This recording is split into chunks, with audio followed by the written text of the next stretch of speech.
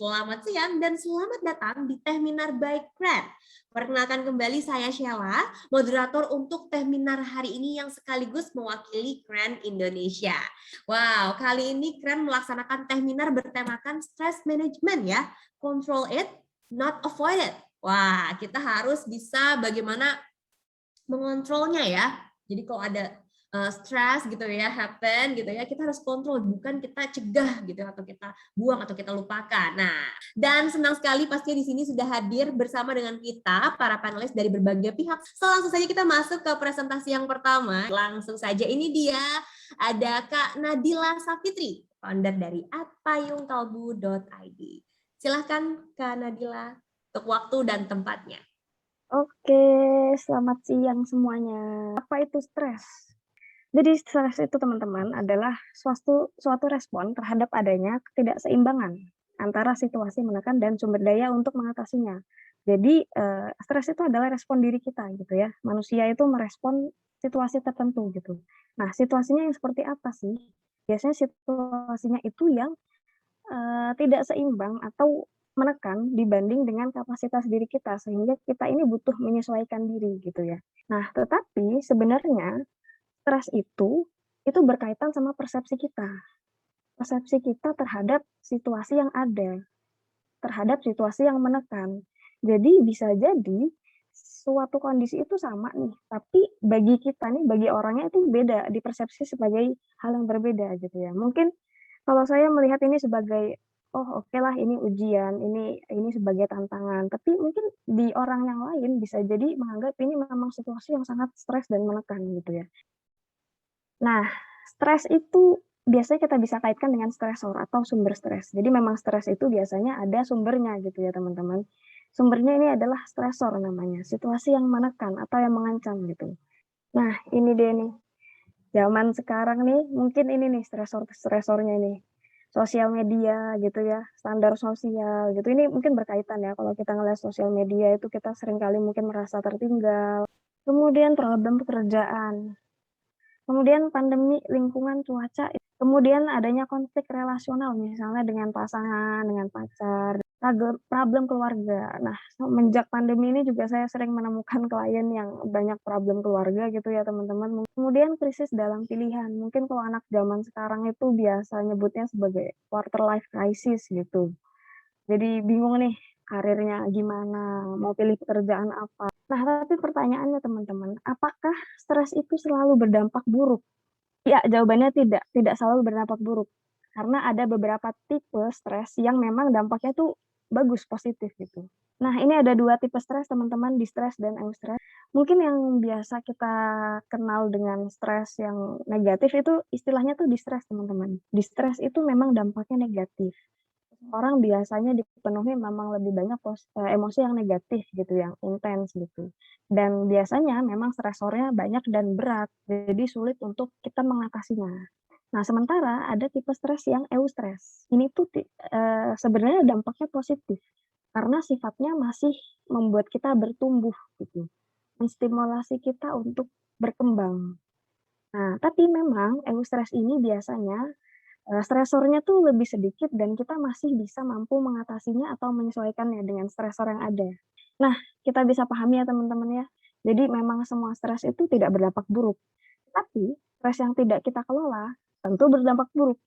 Nah, menurut WHO juga, seseorang itu dikatakan sehat mental apabila ia mampu beradaptasi dan mengatasi daily stresnya dengan baik.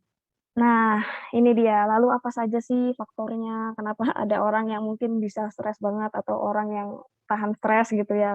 Dan gejalanya tuh seperti apa?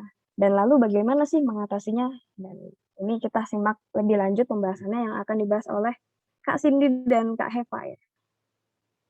Cukup Kak dari saya.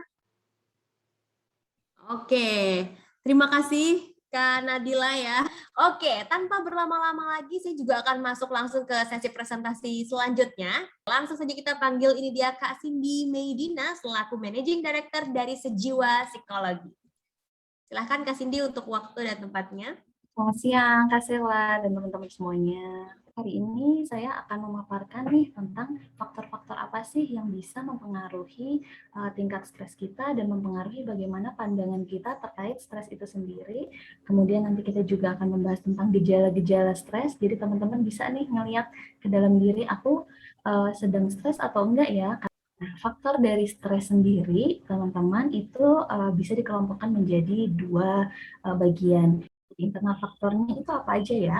Internal faktor sendiri itu bisa dikelompokkan ke dalam 4 hal ini, tapi tidak terbatas pada hal ini aja. Yang pertama adalah demografis.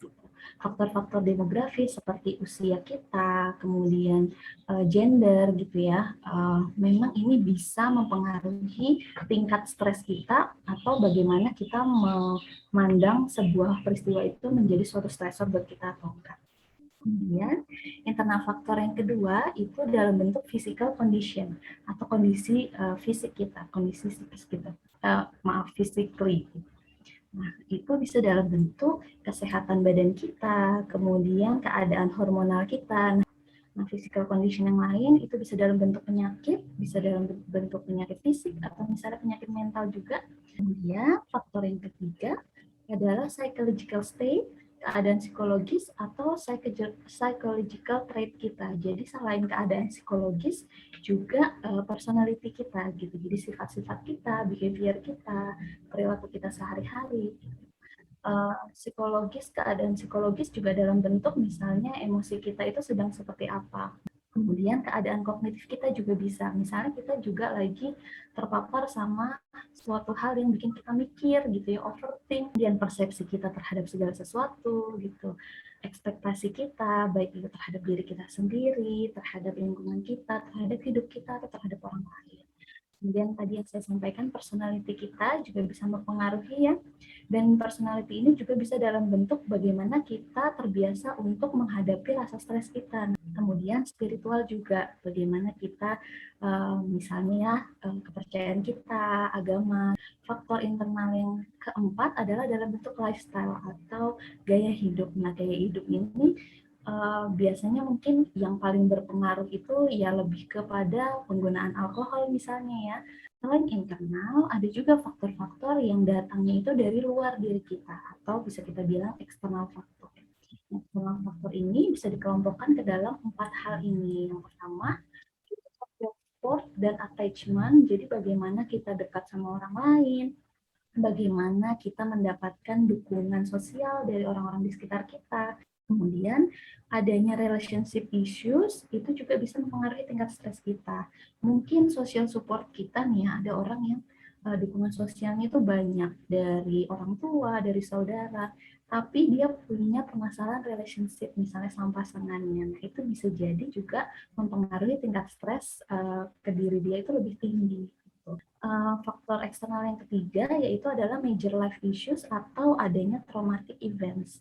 Jadi misalnya adanya perubahan dalam hidup gitu ya yang bikin kita kaget, bikin kita down, misalnya kita kehilangan seseorang. Kemudian eksternal faktor yang keempat adalah environmental influences, itu bisa dalam bentuk misalnya tetangga-tetangga kita ya, kayak tadi yang disebutkan sama Kak Nadila, seperti adanya tuntutan sosial gitu di sekitar kita. Misalnya kita habis lulus terus banyak yang ngomongin kapan kerja, kemudian pas sudah kerja kapan nikah. Apa sih tanda-tandanya kalau misalnya kita itu sebenarnya lagi stres? Yang pertama bisa dalam bentuk fisik, itu bisa merasa lelah berkepanjangan walaupun sudah tidur gitu ya. Kemudian detak jantung, tekanan darah itu bisa meningkat drastis. Kemudian ada gangguan pencernaan kayak yang tadi dibilang Kak Sela atau Kak Nadila tadi ya, langsung mahnya kambuh gitu, asam lambungnya langsung naik. Kemudian pernafasan terganggu, biasanya rasanya agak sesek ya kalau misalnya kita lagi stres. Kemudian juga bisa meningkatnya resiko sakit fisik. Kemudian tanda-tanda yang muncul secara psikologis itu bisa dalam bentuk emosi-emosi yang kurang stabil. Itu misalnya ada cemas, rasa cemas berlebihan, kemudian adanya ketegangan, kekhawatiran, mudah marah, mudah sedih, mudah tersinggung. Juga bisa dilihat dari fungsi intelektual kita atau pikiran kita. Apakah kita jadi fungsinya itu menurun atau enggak? Biasanya nih orang-orang di tempat kerja kalau lagi stres itu mengeluhnya jadi nggak fokus gitu ya.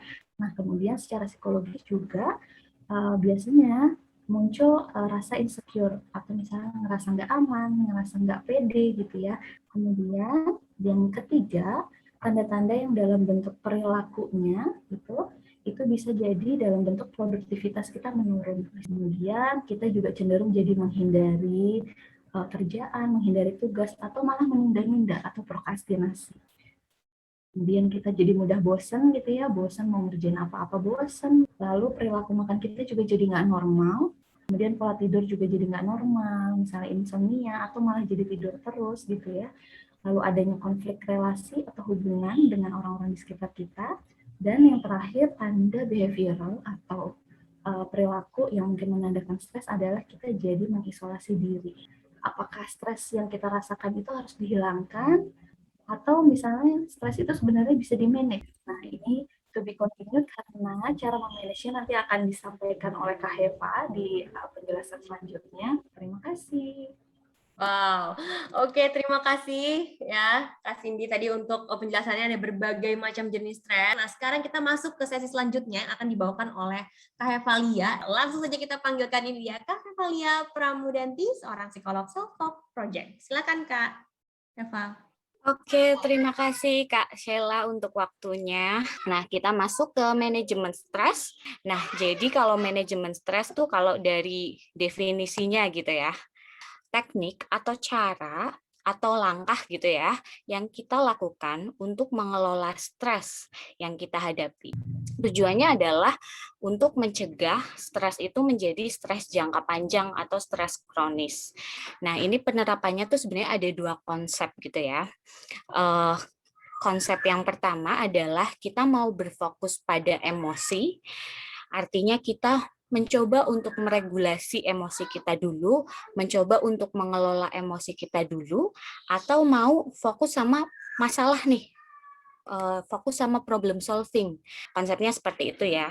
Ketika ada stres datang, kita mau milih nih, mau emosi kita dulu yang dikelola biar netral atau langsung ke problem solving. Ini ada beberapa hal ya sebagai contoh gitu, mau milih yang memanage emosi dulu, mengelola emosi dulu, atau mau kepikiran dulu nih dari yang problem solving dulu ya. Yang pertama adalah mungkin ketika kita ada masalah, kalau kita mau fokusnya sama problem solving atau penyelesaian masalah, berarti kita harus identifikasi dulu nih masalahnya gitu. Pahami dulu apa sih masalahnya gitu. Jadi biar kita tahu apa yang harus kita selesaikan gitu. Kemudian yang kedua adalah reframing. Reframing itu kayak kita melihat lagi permasalahan itu, mengkritisinya dengan jujur gitu. Misalkan dihianati pacar gitu. Yang diselesaikan adalah kenapa sih kamu bisa mengkhianati aku gitu. Nah, kemudian yang namanya masalah kan pasti ada alternatif solusinya gitu. Nah, cuma kadang kita nih dituntut untuk bijaksana nih, mau milih alternatif solusi yang mana sih gitu. Nah, gitu. Jadi bikin alternatif solusi. Alternatif solusi tuh at least 3 ya. Kalau bisa 3 atau lebih dari 2 lah pokoknya. Jadi kita bisa memilih. Nah, dari alternatif solusi itu kita pertimbangkan nih teman-teman. Ini kalau aku pakai solusi ini dampaknya ini. Ada dampak negatif positif kan selalu. Pasti setiap pilihan kita, setiap tindakan kita pasti ada dampak positif dan dampak negatif. Tapi cari dampak positif yang paling lebih besar gitu. Atau dampak negatif yang paling minimalisir banget kayak gitu. Nah, kemudian yang kedua kita masuk ke kalau kita mau fokusnya ke regulasi emosi gitu. Yang pertama adalah latihan relaksasi. Intinya tuh sebenarnya mengambil jeda sejenak gitu. Memang kan kita butuh jeda sejenak ya dari aktivitas sehari-hari. Nah, itu bisa didapatkan dari tidur gitu. Cuma kan kadang ada yang tidurnya sudah terganggu gitu karena stressful gitu. Nah, akhirnya kita mengambil langkah untuk relaksasi. Sengaja mengambil jeda sejenak. Ya nggak perlu 1 jam, 2 jam, tapi kayak 10 menit, 15 menit, coba cari tempat yang nyaman dulu, terus kita atur nafas kita ya, ambil nafas dalam, kemudian kita lepaskan dulu pikiran-pikiran kita ataupun emosi-emosi kita, kemudian kita fokus ke nafas, kita fokus terus nafas, baru nanti kalau sudah tenang, sudah nyaman, baru deh kita balik lagi ke tempat semula kayak gitu. Nah, kemudian adalah coba bentuk batasan. Ini nih terkait dengan yang terakhir self-care. Nah, self-care ini apa sih gitu ya? Self-care ini adalah kegiatan yang membuat diri kita nyaman gitu. Membuat psikologis kita tuh nyaman. Nah, nanti teman-teman coba pahami lagi kira-kira aku tipe yang mana nih? Mau tipe yang problem solving atau tipe yang lebih ke regulasi emosi. Oke, terakhir ya. Nah, ini manfaatnya apa sih gitu? Ketika kita melakukan manajemen stres dan itu berhasil gitu ya, efektif untuk kita, biasanya nih emosi kita akan cenderung stabil ya. Ketika emosi kita akan cenderung stabil, mood kita akan lebih enjoy nih. Nggak mudah untuk ya memang mood kan ada down-nya gitu ya, tapi itu tuh mudah dikembalikan kayak gitu. Jadi nggak yang down terus kayak gitu. Terus kayak emosi kita lebih stabil, terus pikiran kita lebih jernih. Nah, akhirnya kalau misalkan kita sudah merasakan itu kan kita jadi meningkat ya kualitas hidupnya. Nah, akhirnya itu juga akan menjaga kesehatan mental kita. Nah, kemudian nanti pada akhirnya, nah ini juga menurunkan resiko mengalami gangguan psikologis gitu. Oke, terima kasih Kak Sheila. Mungkin saya kembalikan ke Kak Sheila. Oke, thank you Kak Heva. Luar biasa, ternyata juga ada manfaatnya ya kalau kita sudah bisa memanajemen stres kita gitu ya.